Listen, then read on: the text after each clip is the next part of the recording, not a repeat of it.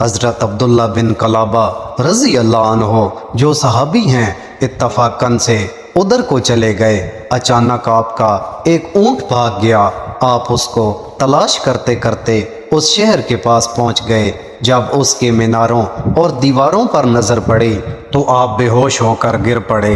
جب ہوش آیا تو سوچنے لگے کہ اس شہر کی صورتحال تو ویسی ہی نظر آتی ہے جیسے نبی کریم صلی اللہ علیہ وآلہ وسلم نے ہم سے شداد کی جنت کے بارے میں بیان فرمائی تھی۔ یہ میں خواب دیکھ رہا ہوں یا اس کا کسی حقیقت سے بھی کوئی تعلق ہے؟ اس کیفیت میں اٹھ کر وہ شہر کے اندر گئے۔ اس کے اندر نہریں اور درخت بھی جنت کی طرح کے تھے، لیکن وہاں کوئی انسان نہیں تھا۔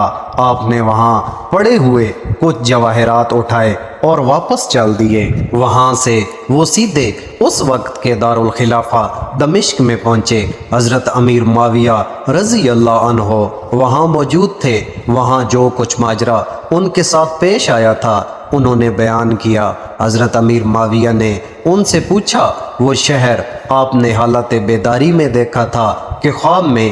حضرت عبداللہ رضی اللہ عنہ نے بتایا کہ بالکل بیداری میں دیکھا تھا۔ پھر اس کی ساری نشانیاں بتائیں کہ وہ عدن کے پہاڑ کی فلاں جانب اتنے فاصلے پر ہے، ایک طرف فلاں درخت اور دوسری طرف ایسا کنواں ہے، اور یہ جواہرات اور یاقوت نشانی کے طور پر میں وہاں سے اٹھا لایا ہوں۔ حضرت امیر معاویہ یہ ماجرا سننے کے بعد نہایت حیران ہوئے۔ پھر اہل علم حضرات سے اس بارے میں معلومات حاصل کی گئیں کہ کیا واقعی دنیا میں ایسا شہر بھی کبھی بسایا گیا تھا جس کی اینٹیں سونے چاندی کی ہوں؟ علماء نے بتایا کہ ہاں، قرآن میں بھی اس کا ذکر آیا ہے۔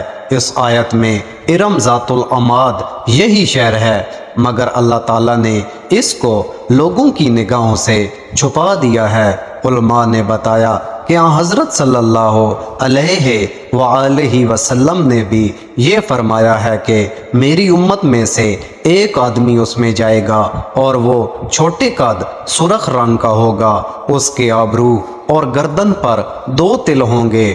وہ اپنے اونٹ کو ڈھونڈتا ہوا اس شہر میں پہنچے گا اور وہاں کے عجائبات دیکھے گا۔ جب حضرت معاویہ رضی اللہ عنہ نے یہ ساری نشانیاں حضرت عبداللہ بن قلابہ میں دیکھی تو فرمایا، واللہ یہ وہی شخص ہے جس کے بارے میں ہمارے پیارے آقا حضرت محمد صلی اللہ علیہ وآلہ وسلم نے ارشاد فرمایا تھا۔